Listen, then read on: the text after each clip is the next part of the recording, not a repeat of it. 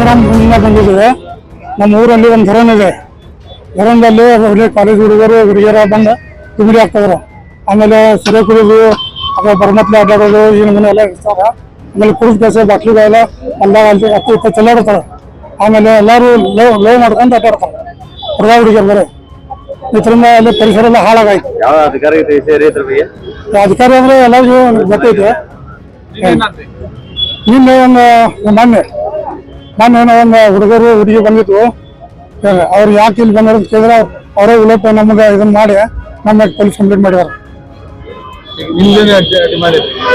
ನಮ್ಮ ಡಿಮಾಂಡ್ ಈಗ ಅನಾವಶ್ಯವಾಗಿ ಹುಡುಗರನ್ನ ಒಳಗೆ ಹಾಕಿದಾರು.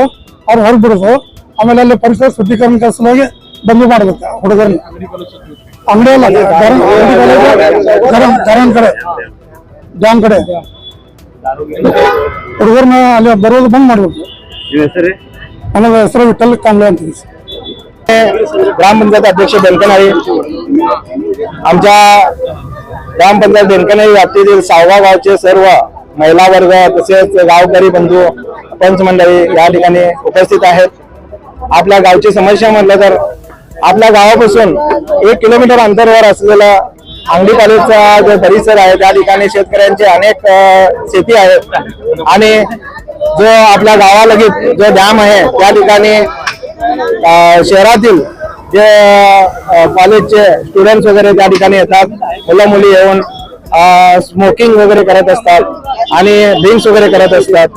धूम्रपान मोठ्या प्रमाणात चाललेलं आहे आणि त्या ठिकाणी येऊन अनेक अवैध धंदे चाललेले आहेत आणि त्या ठिकाणी जे ड्रिंक्स वगैरे करून बॉटल वगैरे रोडवरच फोडली जाते आणि त्या पाण्या जे डॅमचं पाणी आहे त्या ठिकाणी सुद्धा बॉटल टाकले जातात. त्या ठिकाणी गावकरी जनावर वगैरे पाणी पिण्यासाठी घेऊन जातात.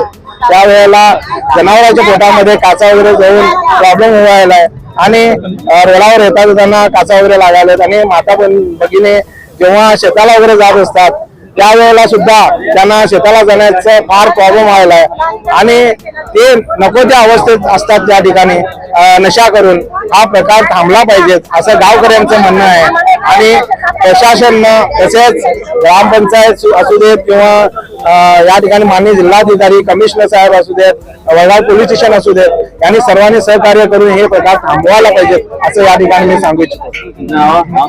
मी यल्लाप्पा पाटील ग्रामपंचायत अध्यक्ष बेनकनाळी.